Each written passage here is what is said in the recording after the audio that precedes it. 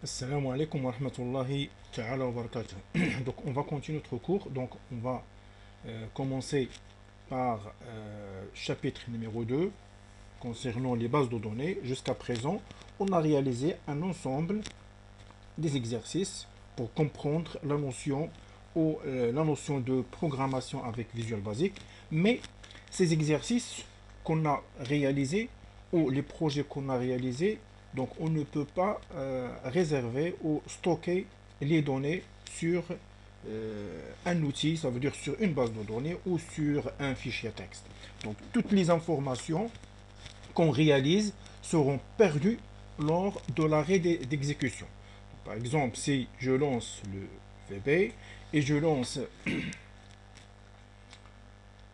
le dernier projet, par exemple l'exercice 4, voilà, j'exécute, par exemple grand, donc OK, je tape deux nombres réels ou deux nombres entiers, OK, deuxième c'est 12, alors le plus grand c'est x1, ça veut dire 122.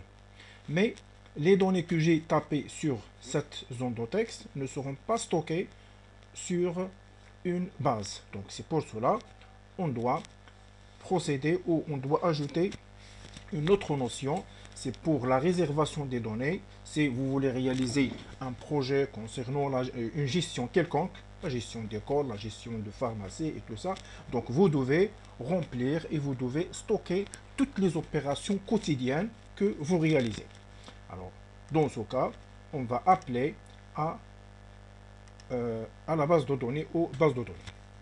Donc, la définition, une base de données est un ensemble de tables ou fichiers qui stockent dans un seul endroit. Chaque table ou fichier contient un ensemble d'enregistrements. Voilà la définition ou l'objectif de base de données. Et nous avons étudié le Microsoft Access et on va exploiter bien sûr ce système pour stocker les données de notre base, les données de notre application. Exemple, données relatives aux clients, aux produits, aux employés, etc. Enregistrement. Un enregistrement est une collection de données se rapportant sur un même sujet qu'elle est constituée d'un ensemble de champs.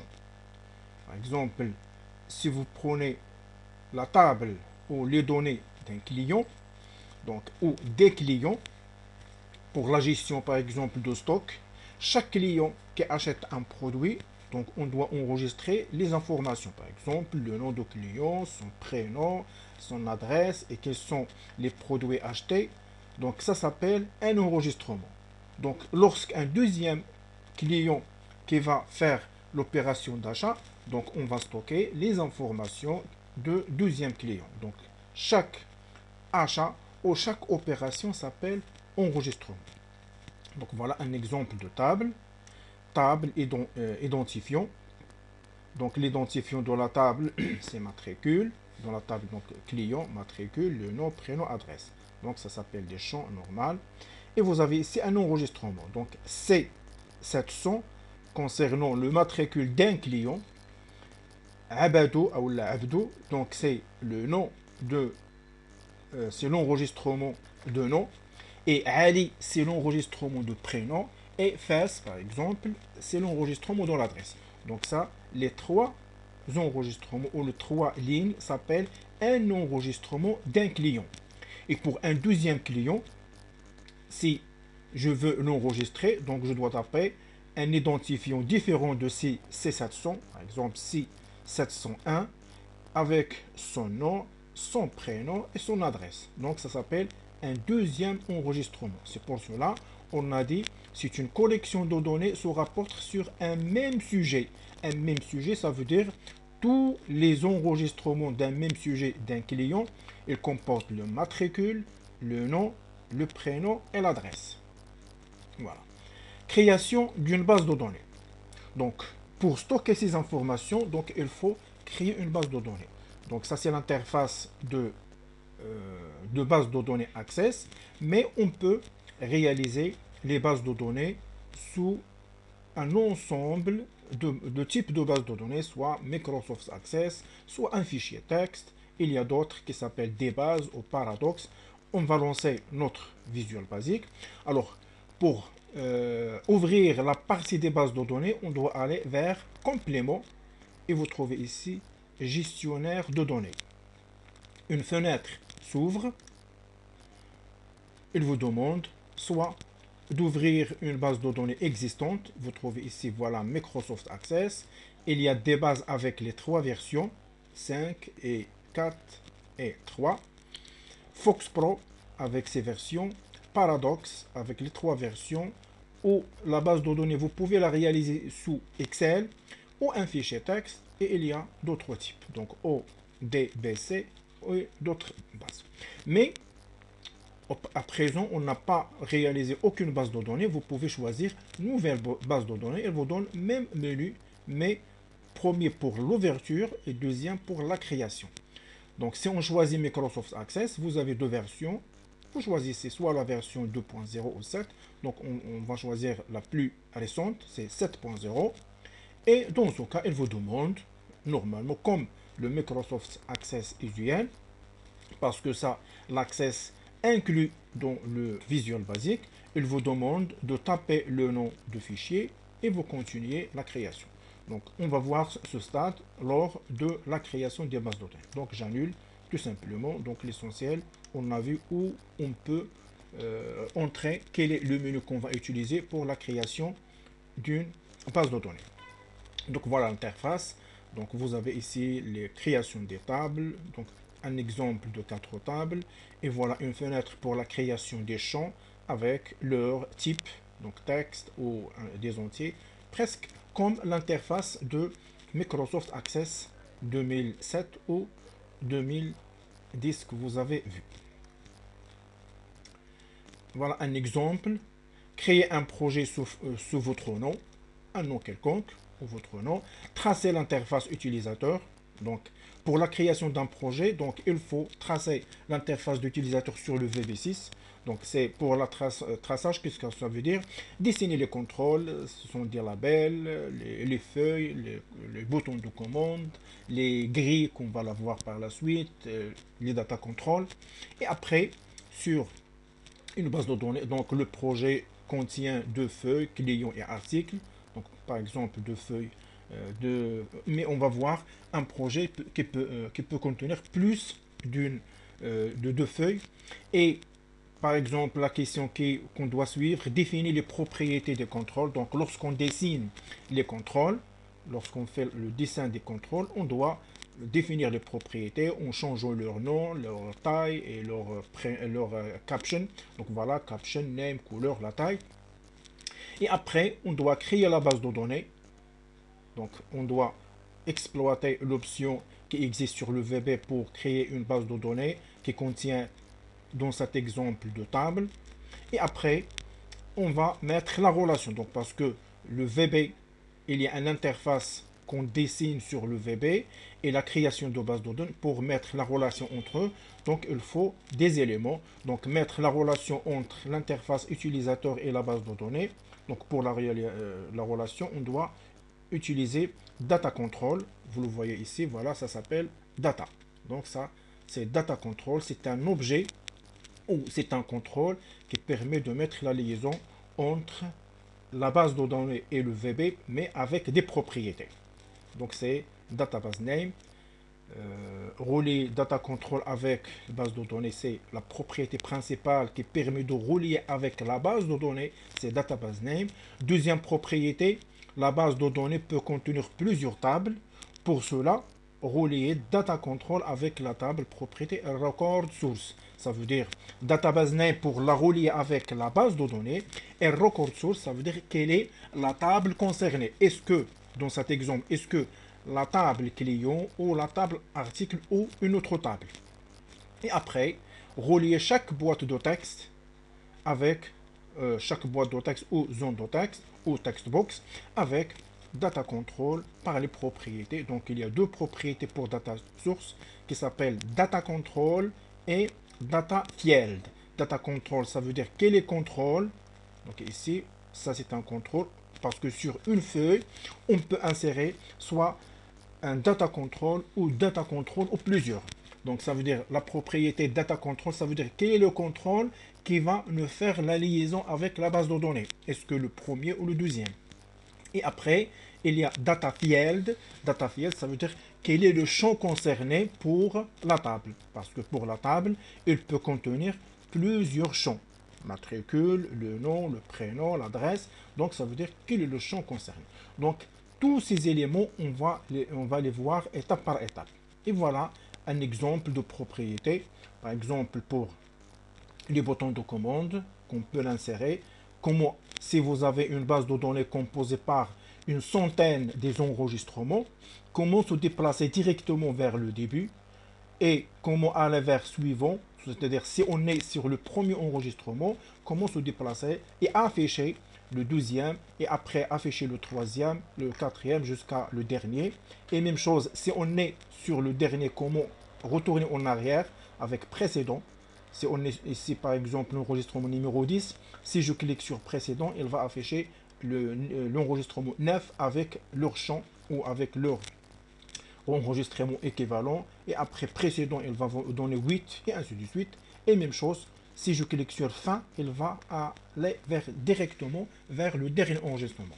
Mais les codes SQL sont comme suit. Donc data client.record7. Donc le code qui est très intéressant, c'est move first. Move first, ça veut dire déplacer au début. Et même chose pour l'autre, c'est move previous. Donc on va expliquer tout ça durant la création de l'application. Previous, ça veut dire précédent. Et vous avez l'autre move next. Donc move last, ça veut dire c'est le dernier. Et l'autre, donc, c'est move next, ça veut dire suivant. Donc voilà notre objectif de la science qu'on va voir en utilisant les bases de données. Donc ça, c'est une révision ou l'utilisation des les boîtes de dialogue. Qu'est-ce que ça veut dire? Mais on a déjà vu les messages et les boîtes de dialogue, les séances dernières. Et même révision, vous pouvez les lire. Donc je vais défiler le cours pas à pas et vous pouvez arrêter la vidéo pour voir toutes ces définitions pas à pas. Donc on a déjà vu MSGBox. Donc ça c'est les boîtes de messages MSGBox avec quelles sont les définitions qu'on peut utiliser. On peut déclarer les chaînes de caractères, les entiers, les réels. Et même chose pour la confirmation, le code des icônes, qu'on a déjà vu ces codes, éléments fondamentaux de langage. Donc vous voyez ici un exemple, les types, avec les types de données. Donc pour les types de données, tout simplement pour voir les tailles de chaque entier ou de chaque réel, et de même pour currency. Donc parce que pour nous on a utilisé que entier, ça veut dire intègre, et on a utilisé double. Et ici, vous trouvez un ensemble de données fondamentaux, intègres, réels et currency, adad ashari en arabe, donc avec virgule, et les chaînes de caractères, c'est string. Et pour les entiers, voilà 32 768, donc commence de moins 32 000 jusqu'à 32 700. Donc ça veut dire si je déclare un entier et je tape par exemple 40 000, donc elle ne va pas l'accepter. Si vous voulez l'accepter, donc vous devez utiliser long entier. Donc vous avez ici les intègres sont déclarés par le suffixe pourcentage et DMA as intègre, et long entier, donc ça veut dire si vous voulez augmenter un peu la variable. Donc long jusqu'à, voilà, 1, 2, 3, 4, 5, 6. Donc ça veut dire 21 000, donc 2145 millions et le chiffre. Donc de moins jusqu'à plus. Et même chose, vous voyez ici les autres single. Quelle est la définition du single et combien des octets? Donc de 1, à la puissance moins 45 jusqu'à 3, à la puissance 38. Donc ça c'est E moins 45, ça veut dire exposant. E à la puissance, ça veut dire 10 à la puissance moins 45. Et ici 10 à E 38, ça veut dire 10 à la puissance 38. Et les suffixes, et vous trouvez voilà les doubles. Donc les doubles, c'est un très grand nombre. Ça veut dire donc moins 4,9, 10 à la puissance moins 324 jusqu'à 10 à la puissance 324. Donc voilà. De ça jusqu'à 300. Donc ça c'est pour les doubles. Et pour les doubles précisions, donc vous avez ça 38 et ici moins 38. Voilà, ça c'est 308, ça c'est pour double précision et 324. Donc tout simplement pour avoir des notions. Donc pour curencer, voilà la définition. Et string, ça veut dire une chaîne de caractères. Donc la chaîne de caractères peut contenir jusqu'à 65 500 caractères et vous pouvez la préciser tout simplement entre 0 et 255 pour minimiser la taille. Et voilà quelques révisions concernant les codes fenêtres. Donc on a déjà vu mouse move, mouse up et ainsi de suite. Et voilà les révisions même pour la sélection. Donc vous avez la condition avec soit if then et ou bien if then else. On a déjà vu ça. Donc voilà la syntaxe principale avec bloc des instructions à l'intérieur et select case, même chose. Donc voilà un exemple des images. Donc vous pouvez arrêter pour voir même les codes précisément. Même on a déjà vu sur le cours. Un autre exemple, ça c'est pour gras italique.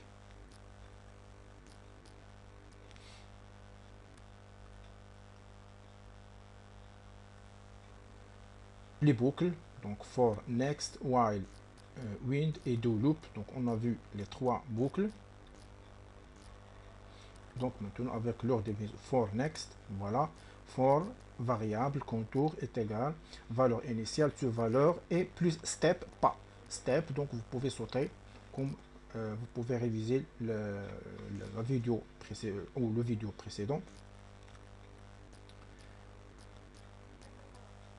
Donc voilà pour le while et pour do loop. Et voilà, donc la séance prochaine on va voir Inch'Allah les grilles pour commencer avec un petit exemple. Donc les grilles, leur objectif c'est d'afficher, mais si vous lancez le Microsoft Visual Basic et vous lancez une feuille, donc on ne peut pas voir ici les grilles. La grille ne s'affiche pas ici par défaut. Donc ça c'est objet oil, ça c'est image et ça c'est data, mais la grille n'existe pas.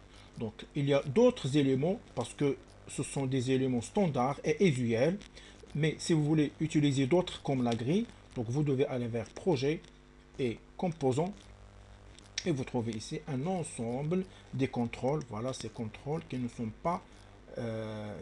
pas configurés ici parce que le VB il ne peut pas afficher tous les contrôles sur cette boîte à outils. Par exemple, si je sélectionne ça, je clique sur appliquer, vous trouvez un objet ou un ensemble des objets qui s'affichent.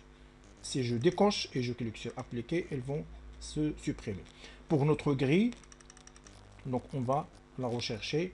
Vous trouvez ici voilà un ensemble des types de grilles. Donc voilà Microsoft Data Bound Grid Control 5.0. Donc si je coche cette case, il va nous donner un type de grille. Mais pour notre grille qu'on va utiliser, la voilà, appliquer. Donc voilà le type de notre grille ou la configuration de notre grille. Il y a d'autres objets que vous pouvez les voir ou que vous pouvez les installer pour voir leur utilisation. Donc je décoche et on va la voir la séance prochaine, Inch'Allah. Wassalamu alaikum wa rahmatullahi ta'ala wa barakatuh.